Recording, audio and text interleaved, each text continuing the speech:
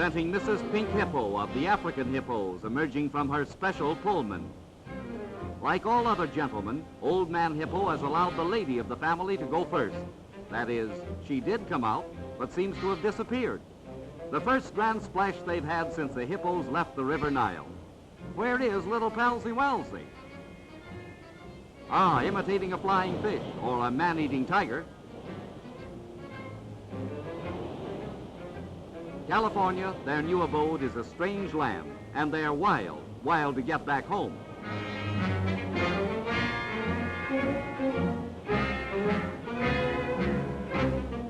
Now they're down in the moat, but here she comes again. Did we say the lady of the family? Look out, folks. It's just another case of girl chases boy. What's wrong, old man? Want to go back to Africa? Here she comes, getting playful again. Talk about pink elephants. Sink or swim, it's too late now. She's still his wife, and they're far, far from home. Well, it's life, just one thing after another, even if each of them weighs a ton apiece.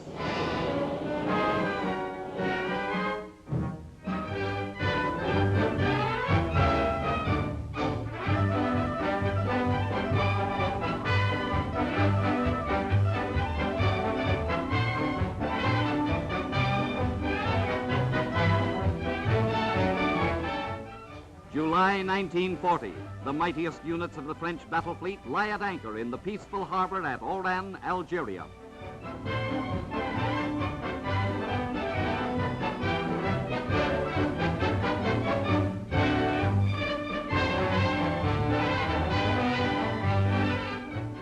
Will they be surrendered to Germany? Will England allow such a surrender? What will Britain do? The French Admiral Jean Soule is in a desperate position. French crews are tense as a launch from the British battleship Hood is sighted bearing into the harbor. It brings an officer of the Royal Navy who delivers an ultimatum: join us and sail to the West Indies or be destroyed. It is a tragic necessity. Britain must maintain her supremacy on the high seas. Admiral Jean Soule rejects the ultimatum. A blinker flashes his reply: we'll fight. French seamen are called to battle stations by the wail of sirens.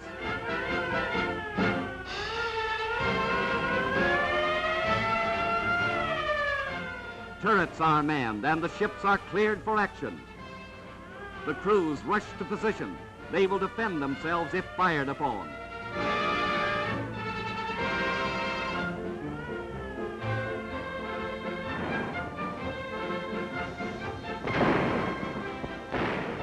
And then the British open fire. The roar of naval guns is followed by the crashing explosion of 15-inch shells.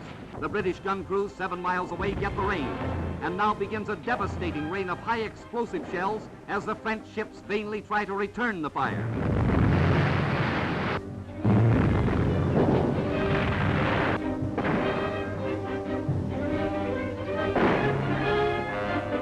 The Breton is hit. Her powder magazine goes up in a roaring column of flame and smoke.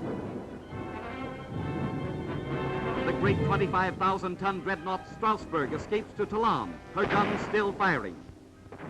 The Dunkirk is sinking. Death and destruction make a shambles of the once powerful fleet.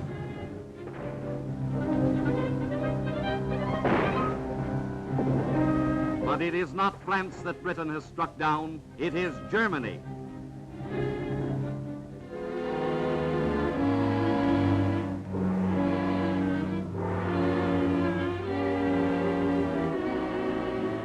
As Winston Churchill sorrowfully proclaimed, it was a melancholy episode forced upon the British Empire.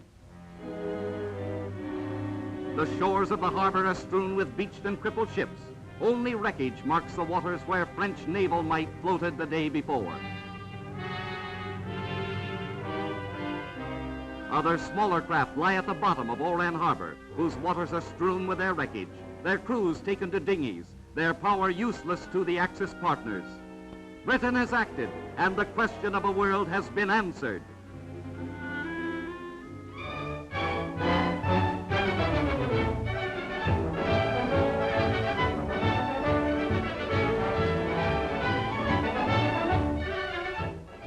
High above the Tacoma Narrows, human spiders risk their lives on the job of building one of the world's great suspension bridges, weaving giant cables from which will hang an automobile highway spanning a chasm broad and deep.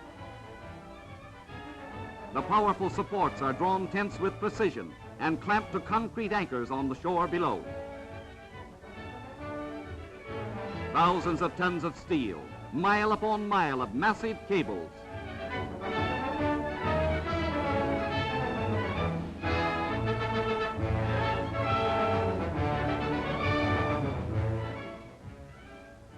"400 feet above the water, here is a job demanding men of iron and nerves of steel."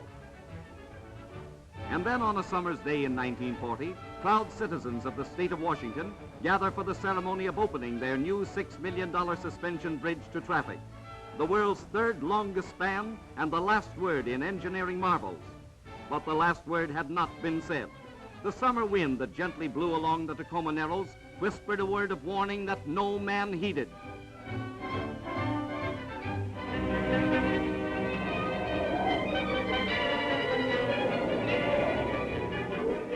Dawn of a fatal day, and the wind begins to speak with a roar that no man can fail to hear. In a 40-mile-an-hour gale, the center span weaves like a ribbon in a swinging twist that you wouldn't believe possible unless you could see it as you do now. There's an automobile caught on the heaving roadway. The 11,000-ton center span twists and strains the giant cables that support it. Cables of 6,300 wire strands, each 17 inches thick.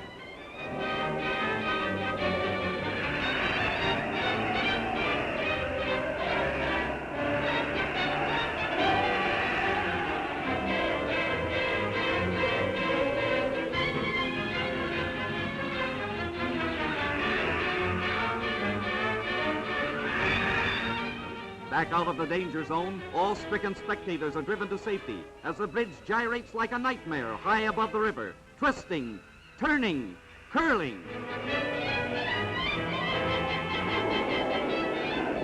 The lone motorist is forced to abandon the car. He has but a few minutes in which to save himself. Face to face with fate, his destiny hanging in the balance. Will he heed the last warning or perish with the doomed structure?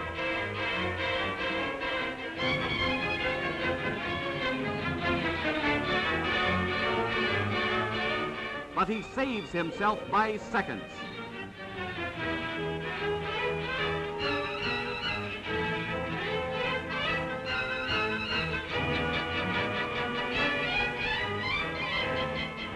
No structure of steel and concrete can stand such a strain. Steel girders buckle and giant cables snap like puny threads. There it goes!